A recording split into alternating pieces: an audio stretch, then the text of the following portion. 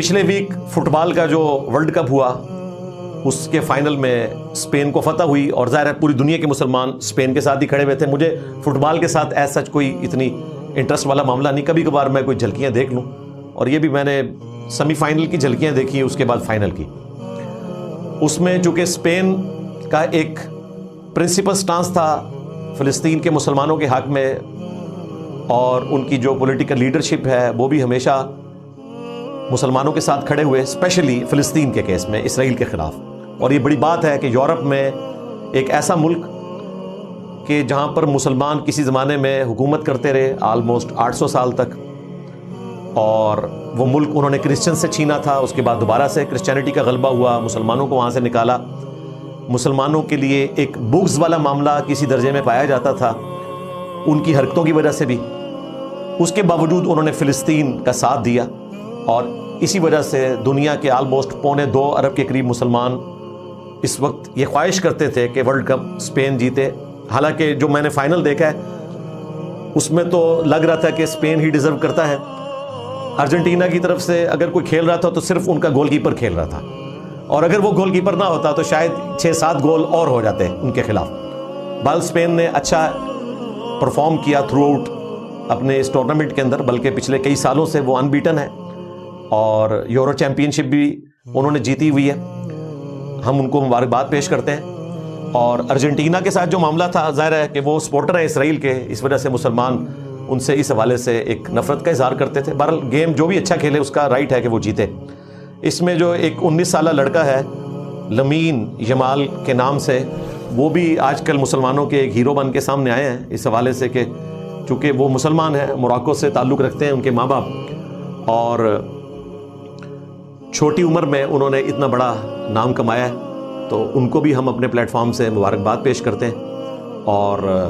امید کرتے ہیں کہ اللہ تعالیٰ مستقبل میں بھی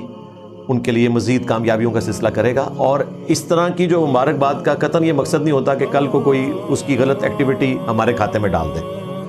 یہاں تو بھائی علماء کے بھی اسکینڈل نکلتے ہیں، ان کو بھی ہم حافظہ اللہ کہتے ہیں، تو لامین یامال کو بھی حافظہ اللہ کہنے سے کوئی فرق نہیں پڑتا.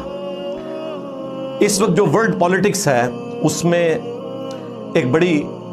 خطرناک چیز سامنے آئی ہے، اور وہ حوثی جو باغی ہیں ہوتیز. یہ تھا چونکہ انگلش میں TH کے ساتھ لکھا جاتا ہے تو اسے ہوتی پڑھا جاتا ہے، جس طرح عثمان تھا تو آٹومانم امپائر پڑھا گیا اس کو. تو یہ جو ہوتیز ہیں وہ بھی اس وقت اس جنگ کا حصہ بن چکے ہیں،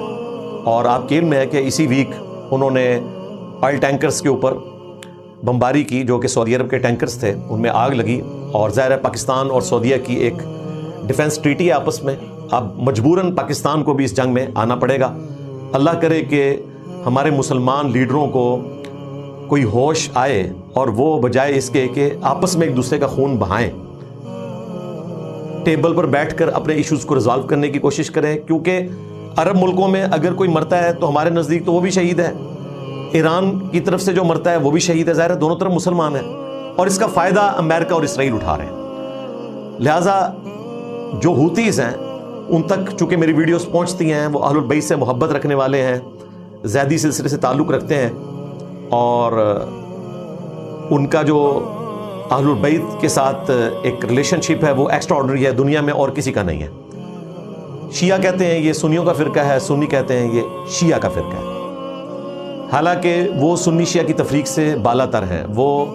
خلفائے ثلاثہ کا بھی احترام کرتے ہیں، اگرچہ سیدنا علی کو وہ پرائورٹی دیتے ہیں، لیکن خلفائے ثلاثہ کو بھی حق پر مانتے ہیں. اسی وجہ سے شیعہ ان کو سنی کہتے ہیں، چونکہ وہ سیدنا علی کو باقی خلفاء سے افضل سمجھتے ہیں. بس اس ایک وجہ سے سنی ان کو شیعہ کہتے ہیں. ہمارے نزدیک وہ پکے مسلمان ہیں، جس طرح کہ ایک مسلمان کو ہونا چاہیے. باقی علمی اختلاف آپ رکھ سکتے ہیں، لیکن اس معاملے میں میں سمجھتا ہوں کہ ہوتیز نے جو ایکٹیویٹی پرفارم کی ہے باب المندب کو بند کرنے والی اور دنیا کی تجارت روکنے والی، اس کو میں درست نہیں سمجھتا. اور اس کا ایفیکٹ نہ صرف نان مسلمز پہ پڑ رہا ہے، مسلمانوں پہ بھی پڑ رہا ہے. اس کی بجائے معاملات کو مل جل کر حل کیا جائے. اور کسی حد تک انہوں نے خود کمپرومائز تو کیا ہے، چائنا کے تو انہوں نے جہاز گزرنے دیے ہیں.